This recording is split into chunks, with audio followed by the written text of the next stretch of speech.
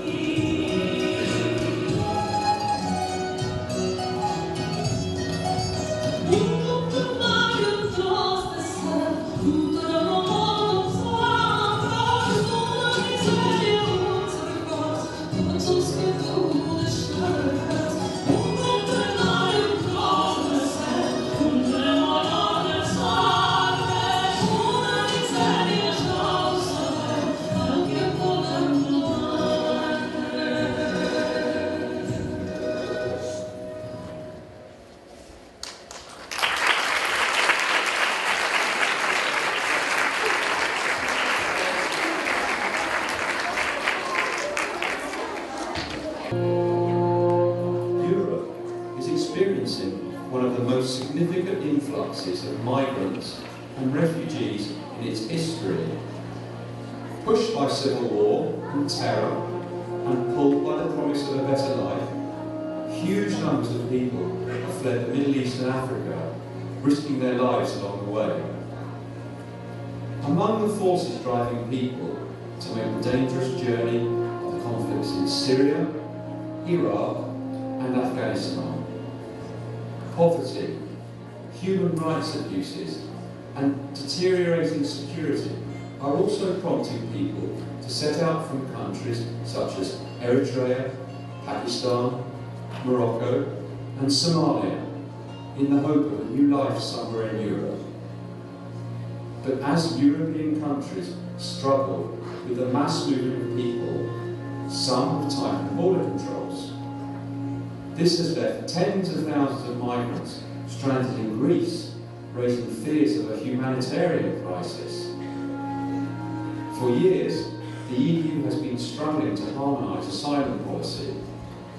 That is difficult with 28 member states, each with their own police force and judiciary.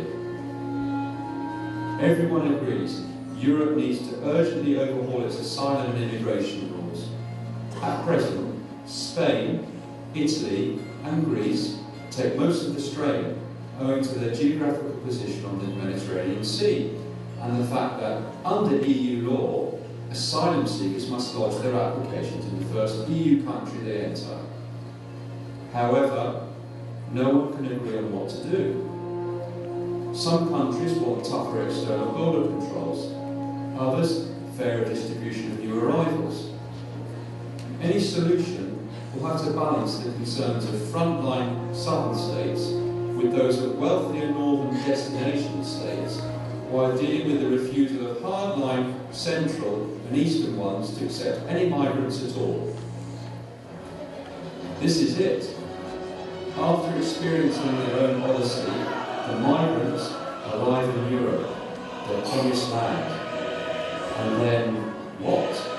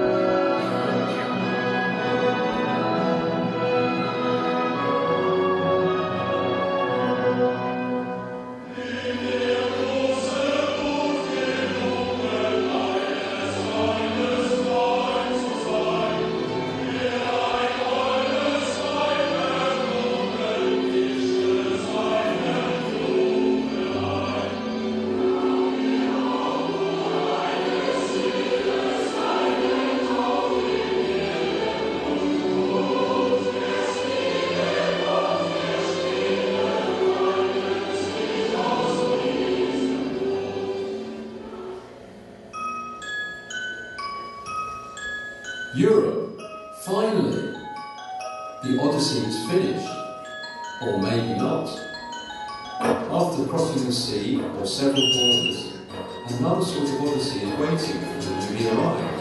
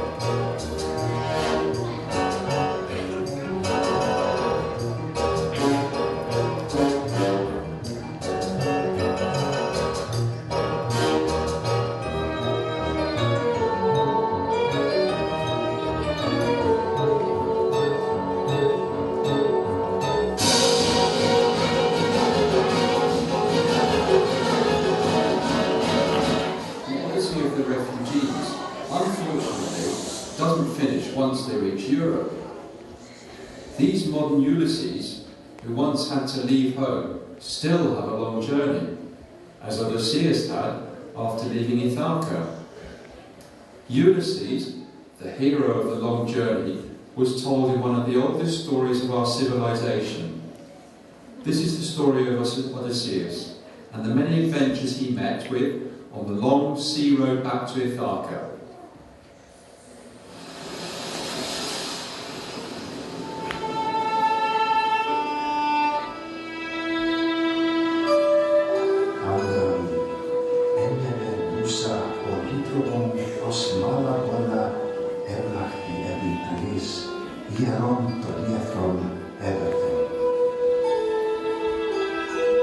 This is the beginning of the Odyssey. The epic poem from Homer tells of the return journey of Odysseus to the island of Ithaca from the war at Troy. The war lasted 10 years. When the Trojan War was over, Odysseus left Troy with his surviving companions. But at this point, we need to talk about the gods, because they took an important role in the ancient Greek life, and particularly in the story of Odysseus. It was believed that the family of Greek gods lived in a cloud palace above Mount Olympus, the highest mountain in Greece. These gods were thought to have special powers, and each had control over different aspects of life. The Greeks believed that gods and goddesses watched over them. These gods were a bit like humans, but they lived forever and were much more powerful. They felt human emotions like love, anger, jealousy, and they didn't always behave themselves. From time to time, they would interfere in what was going on. They could send storms if they were too angry and decide who was victorious in wars. Sometimes they even played tricks on humans too. And our story begins precisely with two of the most powerful gods, Athena and Poseidon. The War of Troy is over thanks to the genius idea of the wooden horse invented by Odysseus. In time, to back home in Athena, who's always protecting Odysseus, needs to ask Poseidon to allow him a safe return to Ithaca.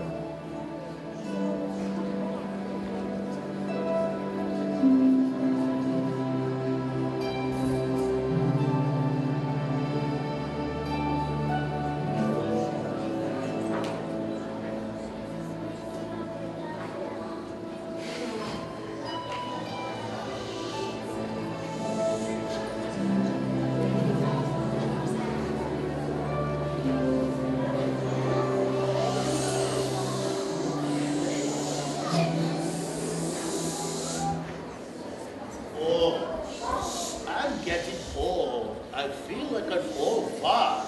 Oh. Huh? You don't believe me? Wait to be as old as I am. By the way, you know who I am, don't you? Yes. Say it. Who I am? Poseidon. Louder. Poseidon. Yes, it's me.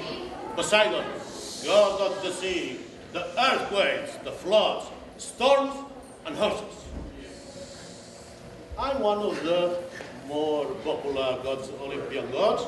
I'm known by being quite bad-tempered, ruddy, and muddy, so be careful. Sailors always rely upon me for a safe travel. They beg me, the great Poseidon. Yes, I'm quite happy to be like this, living under the sea in my kingdom, surrounded by all my sea creatures. They are all important. They are all like my children. Do you eat fish? You better don't. They are my children. I like children because most of them don't like fish. So be careful. I'm against fishing. You have enough food on the earth. Don't touch my children. Okay. Here, because I have an appointment with Athena. Athena, the goddess of wisdom, civilization, love and justice, strategic warfare, even mathematics. Did you know this? She's the goddess of mathematics. You should hate her. I mean, you should hate. Anyway, I hate her. She is my niece because it's Zeus' daughter. Don't let me laugh. Zeus' daughter. Have you heard about her birth? No? It's by you. Well, it seems one day, Zeus, my brother, had a terrible headache that made him scream so loud that could be heard all through the earth. Immediately, all come to see what's going on. And Hermes saw what's going on. So says Hephaestus to take an axe and go directly to the Zeus' head, like this. Chah! Open Zeus' skull, and, believe it or not, appears Athena. Adult size, completely dressed, with her helmet and everything. From the head, from the top, not from the bottom, no matter, something weird. I did. Anyway, but actually, if I had her, was a long time ago. Let me explain this. Once upon a time, there was a first king of Athens, and they were looking for a patron deity for the city. So they looked for a popular god or goddess. Obviously, most popular gods and goddesses were Poseidon, of course, and Athena. So we both wanted to be the patron deity of this beautiful city, Athens. So we went almost in war because both of us wanted to be the patron deity, but only one could be. There was a problem. So then Athena, wisdom, suggested that there should be a contest. And the person who offers the city the best gift will have as a reward the city itself. So we agreed. Then we go all together to the Acropolis in Athens. And it was my turn first, of course. So I do like this. I can. It's like if I sing now. I take my trident, and I throw it in the middle of the Acropolis. I think, fire! The earth trembled a bit, because I am the god of earthquake. And immediately a spring of water appears. Water. More water. even more water. Ha! I was so proud about this wonderful spring of water. But then someone goes closer and says, it's salty water. Of course it was salty. Who I am? Poseidon, god of the seas. And all the waters are salted. Then was Athena's turn. Her act was far less dramatic. She just knelt down, she put something under the earth, and it's like magic. Appears immediately an olive tree. First olive tree ever seen by humans. Grows. People get close and they, oh, what's this? An olive. They tell, oh, we can add this. Oh, we smash the olives. Look at this. Oil. We can light our lamps and cook our food. Oh, look at this. Wood. We can build our boats and houses. They decided, don't ask me why, that the olive tree was better than the spring of water. Unbelievable, I know, but they chose this. Of course, I cursed the city of Athens. What else would I know? So from this moment, they had not enough water to drink. And the problem lasts till nowadays. They deserve Athena. And from this moment, she's always talking about the olive trees, the wonderful they are, how graceful the people are. I can't stand her. Well, I think she's coming after 3 hours of delay. 3. Great Poseidon, I'm so sorry. Morning, Athena. I'm being late. Have you been waiting for me for a long time? Not very much, just 3 hours. I feel guilty, but people from Athens delaying me. They wanted to show me once again how delighted they are with the olive trees. Are they? Oh, didn't I mention it before? No, first time. They love olives, woods, oil. They can't stop telling me how happy they are with such a lovely gift.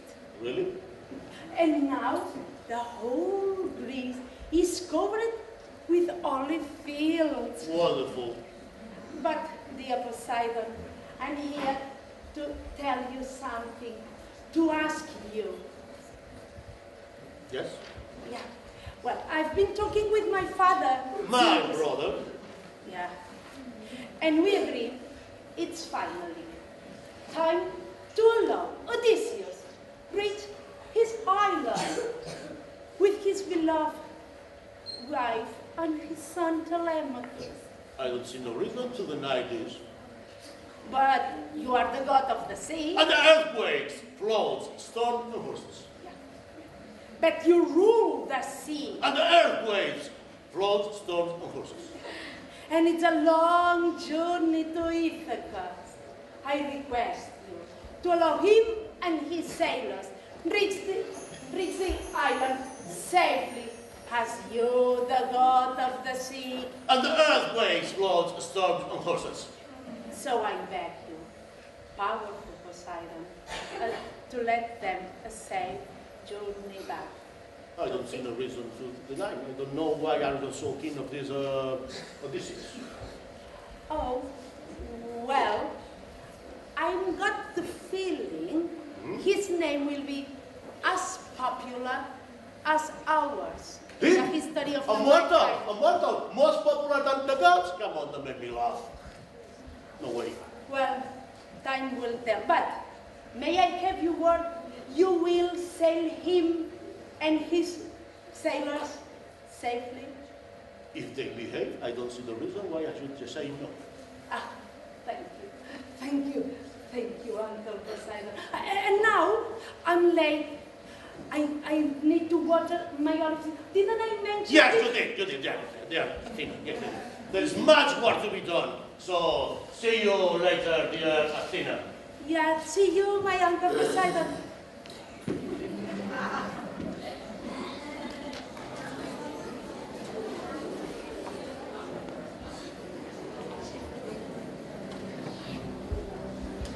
Go!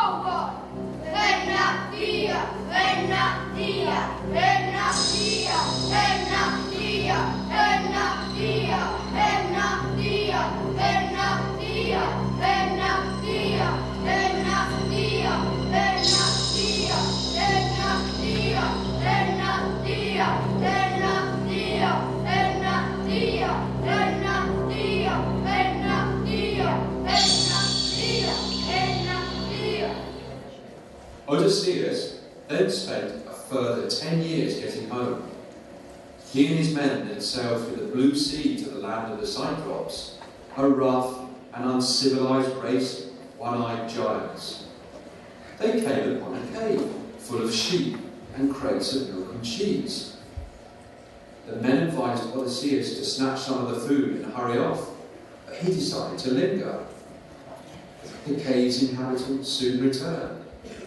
It is the Cyclops, Polyphemus, the son of Poseidon. Polyphemus makes a show of hospitality at first, but he soon turns hostile. "Strangers!" roared the Cyclops when he saw them, in a voice like stones raised together on the beach. "What brings you here over the highways of the sea? Traders are you, or pirates sucking up other men's goods and gear?" "We are Greeks," Odysseus told him. "Men coming from the war of Troy. Now with Troy fallen, we are on our way back to our own land. In the name of Zeus, the All-Father, that you will show us the kindness and hospitality that men show to weary guests beneath the roof." "As to this Zeus you call the All-Father," said the giant, "we the Cyclops do not care for him, or for all his fellow gods save for Poseidon, who is our father. For we are stronger than they are, and they have no need to obey any will but our own." As soon as he was asleep, Odysseus drew his sword. Creeping close, he felt for the place under the ribs, where a sword's thrust would pierce the giant's liver and let out his life. But as he did so, he remembered that with the Cyclops dead, there would be no getting out of that cave for himself or his men. Not with that huge stone wedged across the entrance. And he sheathed his sword, went back and sat down amongst them once more, only shaking his head at their questioning looks. The giant had left his staff in the cave, a tall trunk of olive wood, still green, that looked to the captive Greeks more like the mast of a ship. And from this, with the tools that he found ready to hand, Odysseus managed to hack a piece of the length of an outstretched man. He set his men to smooth and shape it, as though for a spear shaft. Then he took the olive wood pole and sharpened one end, pulling it out at the right moment and hiding it under the piled sheep scum against the cave's wall. Odysseus and his band had brought a jar of delicious and very strong wine with them when they came exploring. And during the day, Odysseus had filled one of Cyclops' bowls with it. And when the giant had eaten his hideous evening meal, Odysseus took it to him hungry as a slave, saying, "This will be better than the milk for washing down human flesh." The giant drank and smacked his lips over the goodness of it and demanded another bowl. 3 times he drank and demanded more. And he grew very merry and swore that for such a fine drink he would make the stranger a gift. "But first, look," he hiccuped, "you must tell me your name, that I may feel more friendly towards you." "My name is Nobody," said Odysseus, who knew this kind of game. The giant let out a bellow of laughter. "Then I shall eat the rest of your company first, and nobody last of all, and all that shall be my gift to you." And, laughing still, he toppled over backward in a white club sleep. Then Odysseus brought the sharpened stake from its hiding place, while the rest of his band, there were but 5 of them now stood, round ready and waiting. Then they took it up, and with all their strength drove it into the giant's one eye and rammed it home. And Odysseus twirled it as though it was some mighty timber. The huge eyeball hissed, and the giant struggled to his knees and then to his feet with a frightful shriek, tearing the still glowing stake from his blood-streaming eye socket, and howling for help to his fellow Cyclops, who lived in caves nearby. "Roar!"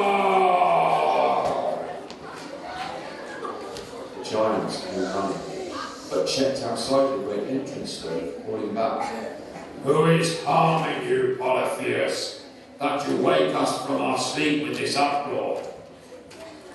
The giant, Odysseus, called back, "Nobody is harming me. Nobody is killing me by his cunning." Working silently in the innermost part of the cave, he chose the largest of the rams, and with long, supple twigs drawn from the giant's sleeping place, he bound them together in threes, with one of his men bound beneath the middle ram of the three, so that if the blind giant touched them, he would only feel the outside rams. And the biggest and strongest ram of all he seized for himself, and clung to its underside by twisting his hand and feet in its thick belly fleece.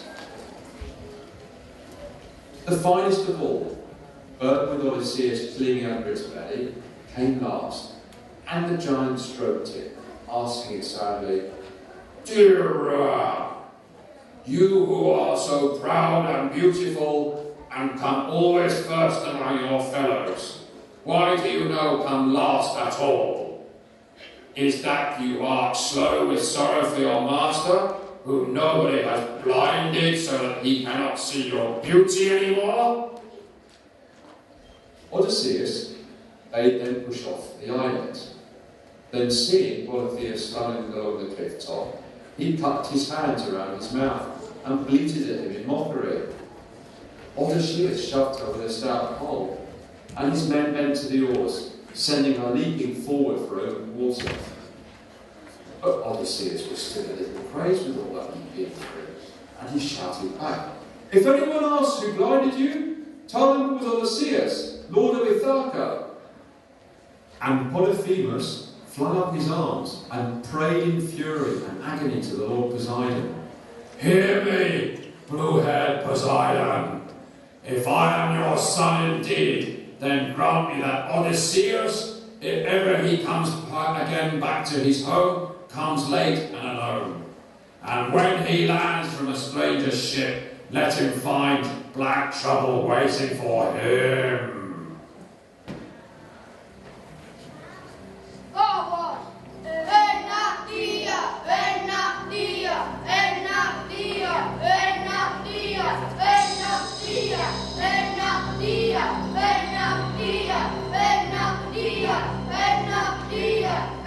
Odysseus was very excited. Once more, his cleverness had saved not only him, but all his partners who were not eaten by the Cyclops Polyphemus. And there they were again, sailing across the blue sea in what looked like an absolutely sunny day with calm waters. And it was like this, but not for very long. Suddenly, the sky became darker, and the quiet waters became wild.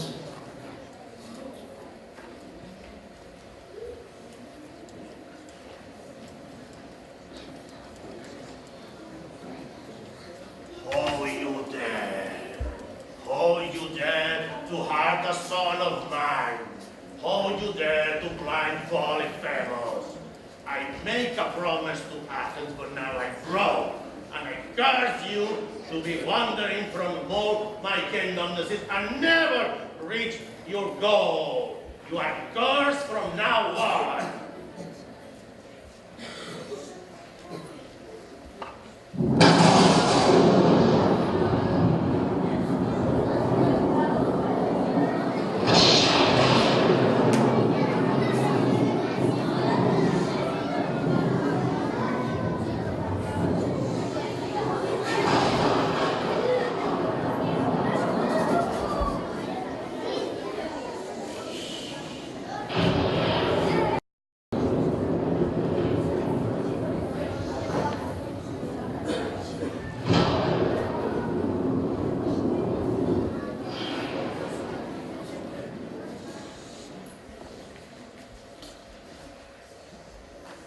Zeus forbade Poseidon from killing Odysseus, so the Lord of the Sea had to be content with relentless torment and deprivation as the tools of Odysseus' punishment. Odysseus was always prevented from reaching his family and home. Go on!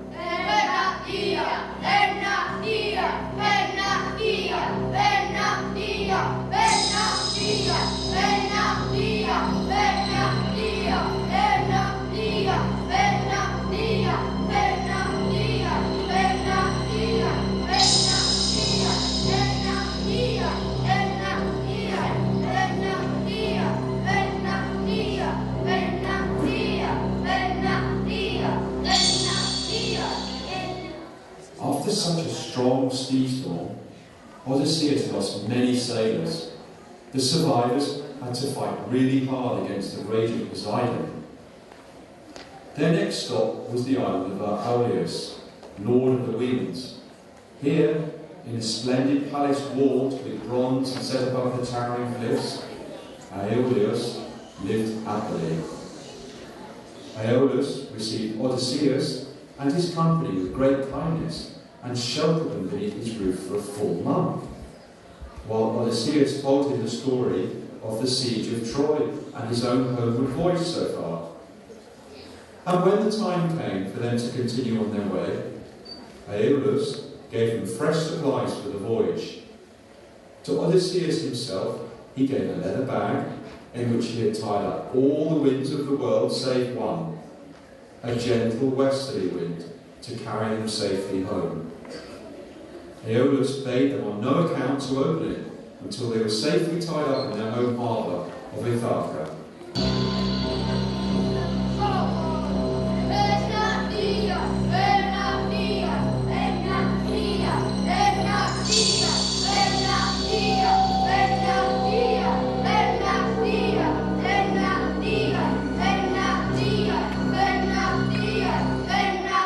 They sailed for 9 days and nights, never needing to touch the oars, with the west wind sweetly curving their sails. And during all that time, Odysseus held his place at the steering oar and would not trust it to anyone else. But on the 10th day, they sighted Ithaca. Then Odysseus, worn out, and knowing by the familiar shape of the home hills lifting over the skyline that they were near the end of their sea travel, and he fell asleep. And while he slept, his crew, who had all along been filled with curiosity as to what was in the leather bag, began to talk amongst themselves. "What is this treasure from King Odysseus that our captain keeps so closely hidden, and that we must not be taken out and looked at until we come over to our landing beach?" they said. "Surely the bag must be full of gold and silver, that he keeps such close guard over it. And is it only right that we should have our share in it? For we have travelled as far and suffered as much as he has. And now we are so nearly home, it can do no harm to look, just to look." For by that time they were so close to the shore that they could make out people lighting fires amongst the rocks. Then they hauled the bag out from under the rowing benches and untied the silver cords. With a whistle and a roar and a shriek, the prisoned winds, the winds of the world, swooped out through the neck of the bag. They swirled together, filling all the space between sea and sky, and leapt upon the ship, scattering it and driving it back from their home shore into unknown seas.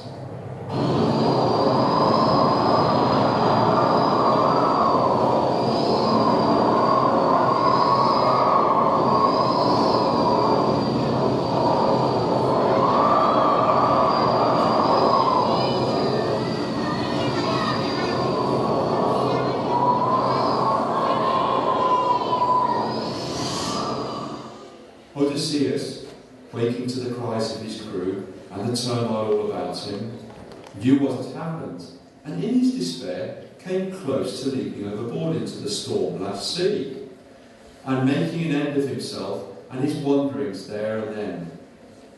But he still had his men to think of, though the evil was of their making, and he strengthened his heart within him, and took command of his ship, and the little tempest-driven fleet once more. And after days and nights that they had lost all count of the chaos of the wind and the water, they came once more to the island of Aeolus. But this time, the Lord of the Winds had no welcome for them. Is it clear enough that the gods must hate you? He cried out upon them. And my house room and my help are not for those who are hated by the gods. Away with you, and come no more over the seaways to my shore. And he drove them away. And this time there was no wind at all to swell their sails, so that they must row every cable's length of the way. And they found no land to put it into at dusk, so that they must take turns at the oars and row by night as well as day.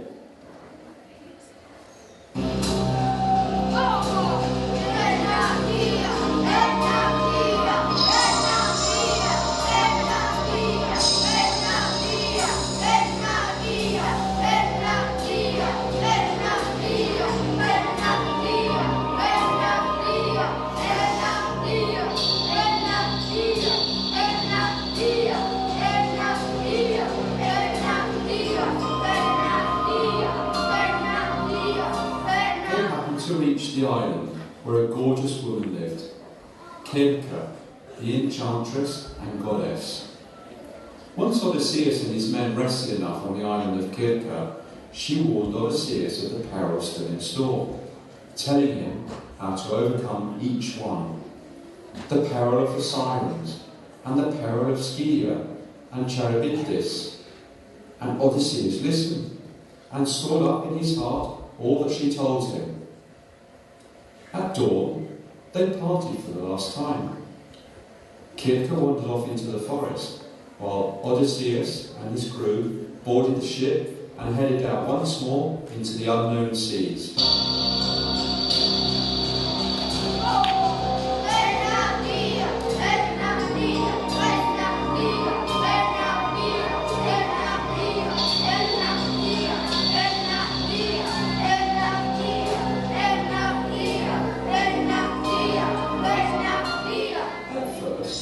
They were carried along by a soft wind that was a last gift from the enchantress.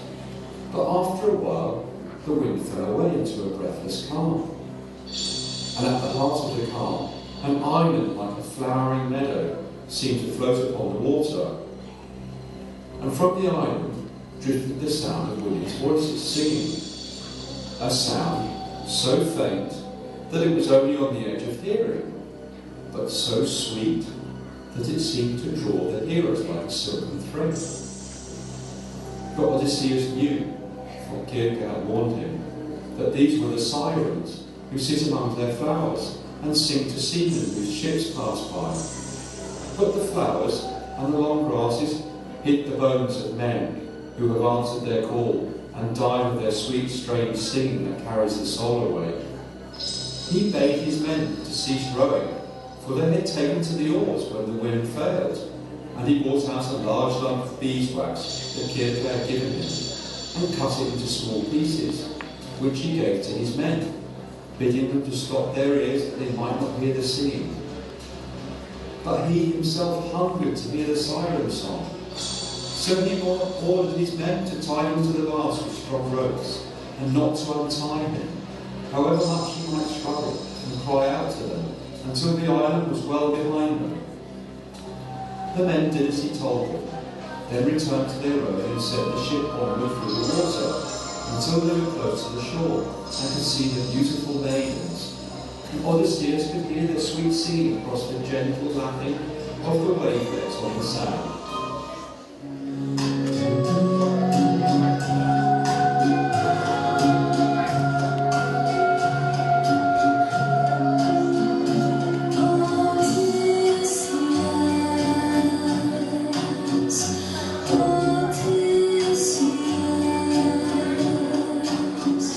Forget what you're doing and come to me.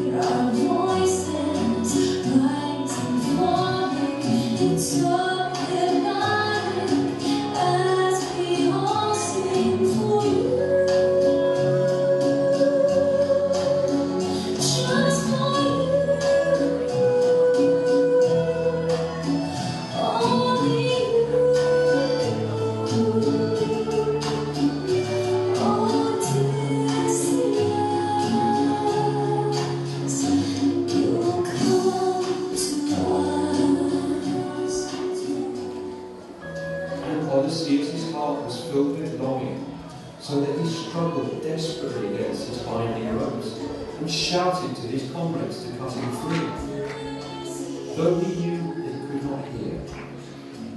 But then only quickened their oar-beat, driving the ship more swiftly through the water, till the island dropped far astern and the voices of the siren died away. Then they took the wax out of their ears and untied their captain, who was weeping as though for the loss of all the world. Next came Charybdis, who swallows the sea in a whirlpool, then spits it up again. Avoiding this, they skirted the cliff where Zaxa told. Each of her 6 slavering oars grabbed a sailor and wolfed him down. There were many dangers and many distractions all over the sea. Odysseus and his men had to be really willing to reach their goal and not be diverted from his way to many distractions. There were so many different forms and intentions.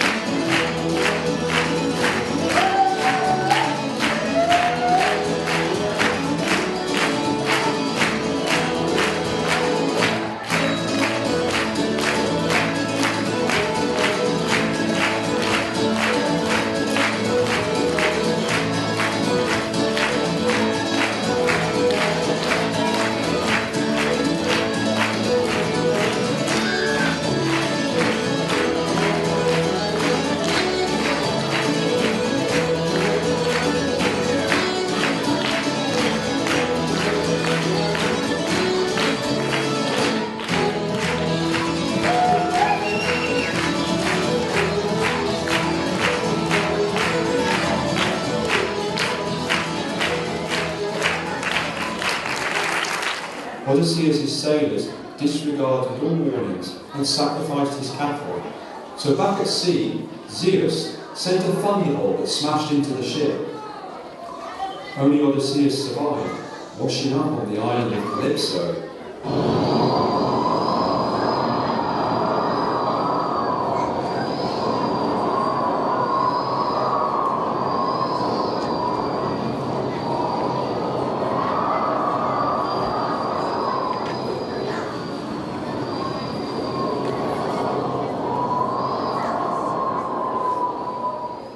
By then, Odysseus is the only one remaining with the continent that he led at Troy. His crew and the other boats in his force were all destroyed during his journeys. Calypso helps him build a new boat and stocks it with provisions from her island. With sadness, she watches as the object of her love sails away to Ithaca. Athena! Athena! Please help me! Come to help me! Oh, my poor Odysseus, you look awful. Oh, tell me, what's going on? I need your help. I'm alone. I need to go home. Help me, Athena. Poseidon, help me. Oh, my dear. Oh, I can't stop thinking of you the whole day, wishing to reach home and never reaching the island. I must do something. That is so good. Poseidon is very strong. That is why very great. Yes, this Poseidon is so stubborn. I can't understand he is angry about Polyphemus, the Cyclops, but his revenge is going on for too long. I had to decide to put an end to that situation. We must take into account he is the god of the seas, storms, floods, and horses. But I am the goddess of wisdom, not him. Do you understand what I mean, don't you? He's powerful. He really is. But at the same time, he's so naive. Let me think. I had to create a plan that distracts Poseidon's attention and at the same time allow Odysseus to reach finally home. Yes, yes. Wait and see Athena beating one of the most powerful gods of Olympus. Odysseus, do you have any fish? Fish? Yes, I have some fish. Give it to me, please.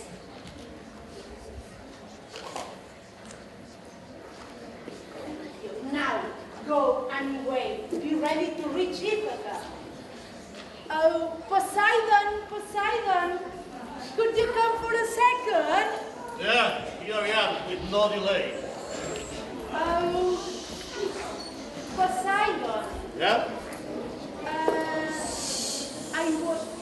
I was wondering, This have was- No. you lost anything recently? Why?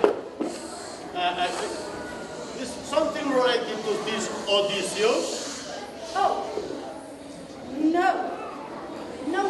Why do you think this about Because me? I know you are able to do anything to be for this Odysseus. I can't understand why you are so keen on this Odysseus. From who? Odysseus?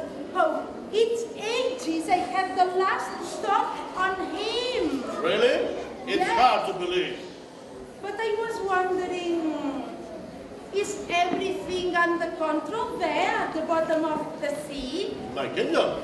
Yes, of course, it's everything under control. Oh, haven't you lost anything? Me? No. Why are you asking for? Why, as you are the god of the sea. And the earthquakes, floods, storms, and horses. I know quite well. Believe me. Just in case. But I found something that Good. Yours? You? I don't think so. I haven't lost anything. Everything is under control. All my kittens are under the sea. They are all there. Because I have found it. This? Fish! Fish! Fish! Mine! Mine! Give it to me! Give it to me! Fish! Fish! Give it to me! Give it to me! Fish! Mine! Mine! Give it to me! Fish! Fish! Give it! Fish! Brother! Fish! Mine! Mine! Mine! Mine! Mine! Give it to me! Fish! Mine! Mine! Mine! Mine! Mine! Mine! Mine!